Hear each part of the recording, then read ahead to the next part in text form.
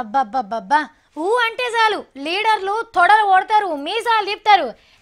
నువ్వు చెప్పేదంతా అబద్ధమే, దమ్ముంటే చర్చకు రా, నువ్వు వచ్చినా సరే నన్ను రమ్మన్నా సరే అని సవాల్ ఇస్తుంటారు. నీ బావతో నాకు తెలియదా? ఆ పనిలో నువ్వెంత తిన్నావో మొత్తం సాక్ష్యాలు నా తానున్నాయి.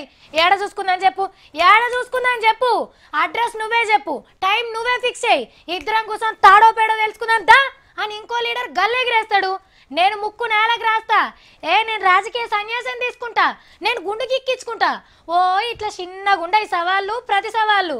ఇవి విన్న పబ్లిక్ అబ్బా ఇక ఏమో జరుగుతుంది రాబాయ్ అని అనుకుంటారు. కానీ ఏం జరుగుతుంది? ఆయన రాడు, ఈయన వాడు. నా చిన్నప్పటి సంధి చూస్తుంది ఇటువంటి లీడర్లను. కానీ ఫస్ట్ టైం ఇద్దరు లీడర్లు సవాల్ మీద చర్చకొచ్చిండ్రు. దమ్మున్న లీడర్లు అంటే గీళ్ళు.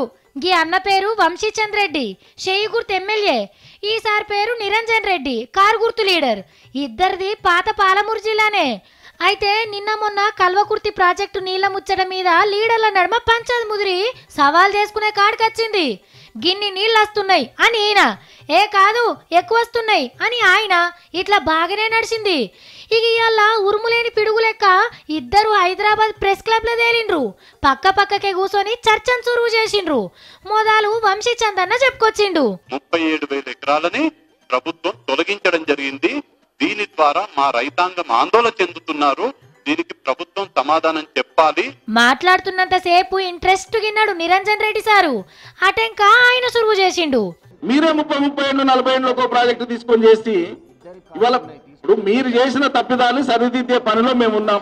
మొట్టమొదటి ప్రభుత్వ ఉద్దేశం నీళ్ళివ్వని ఉద్దేశం ఉంటే ప్రభుత్వం దోషైతుంది. ఈ నీళ్ళ లెక్కలు మనకంత ఈజీగా అర్థం కావు, కానీ ఈ ఇద్దరు లీడర్లనైతే మనం తారీఫ్ చేయాల్సిందే.